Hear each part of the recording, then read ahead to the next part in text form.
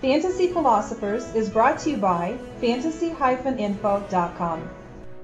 I want to take a minute here and talk about our potential impact rookies for 2010.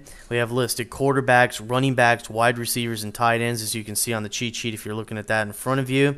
We also have a section where we have not projected starters. That just basically means that at this point in time, it looks like these players are not projected to be starters at the start of the season here.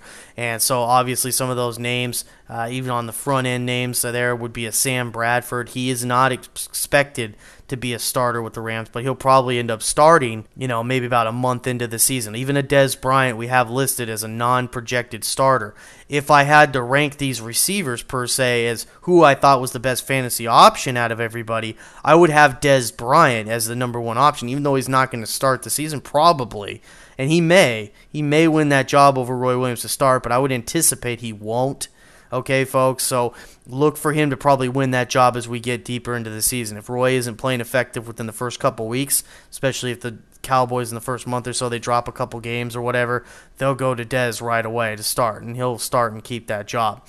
Some of the receivers that are projected to start right away at receiver are guys like Mike Williams, Aurelius Ben, two rookie receivers for the Buccaneers. So there's a situation to keep your eye on. The Buccaneers do have the easiest schedule on paper to pass against, so that can only help that team. Obviously, they're not going to be a passing juggernaut this year or anything, folks, and we know that. But this just gives them an opportunity to maybe be effective for your team and be worth holding as maybe a late round pick or even a waiver wire pickup early in the season because they're getting a chance.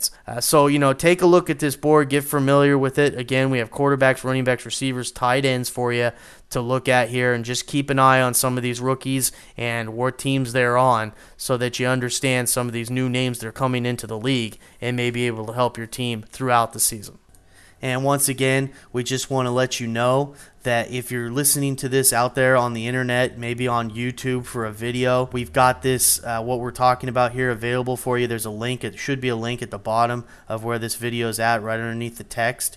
And you can click on that link. You can go over and you can download this information that we're talking about. You can print it out for yourself to use at your draft. We have that available for you. And if you're also listening to this on a podcast, maybe like Podbean, Media, any one of those, Blueberry, any of those type of places, that should also be incorporated. There should be an article with this as well, and there should be some type of link there for you to get back to the specific page that we're talking about for this cheat sheet or mock draft that we happen to be talking to you about right now. Good luck this season, and we hope that this information helps you have success.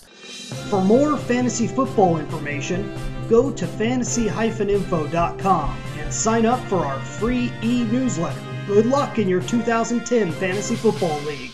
As an added bonus, the Fantasy Info guys will include their 5 secret tips for success in fantasy football.